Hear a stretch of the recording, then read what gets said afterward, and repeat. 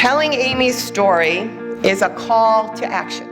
Domestic and sexual violence are not just the problem of the victim, not just the problem of the family, but they are everyone's problem. Every day, we really strive to make a positive difference in the lives of people. Telling Amy's story is a model of how technology can help transform social issues. And it helps by connecting people to resources, information, and in this case, safety, security, and support. Our task as we move forward is to make sure that more and more people do everything right. Domestic violence usually happens behind closed doors or hides in plain sight, beyond the reach of family, neighbors, friends, and co-workers who feel helpless.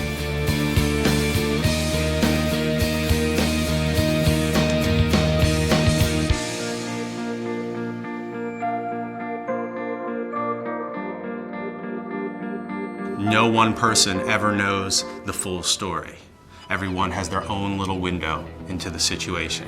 And it's rare that everyone gets together while the person is still alive and says, I know this and I know this, and wow, this paints a terrible picture, we gotta do something about this. What I like about Amy's story is that it gives a broader sense of what the issues are and how we need to be responsive and diligent. This is your mother, this is your sister, this is your best friend, this is your daughter.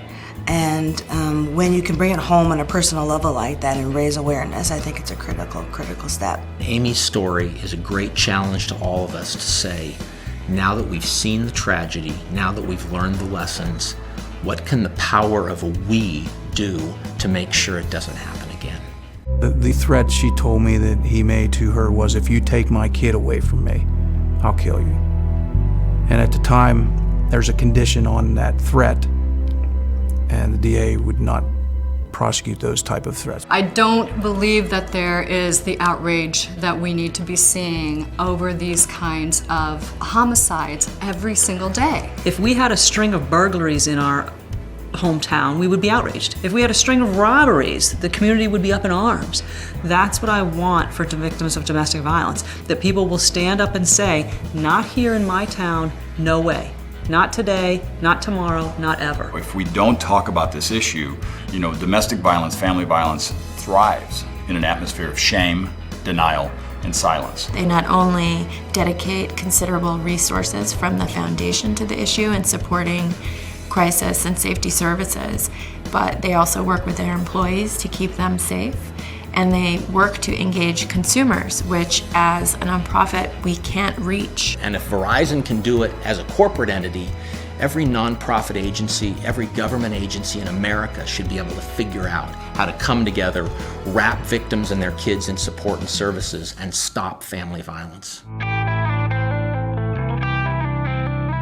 What we want from public service media is we want it to serve as a catalyst for discussion. Anybody who sees it will be moved by the story and will get really good information about what they can do to take back to their own communities, to their offices, to their businesses, to better respond to victims.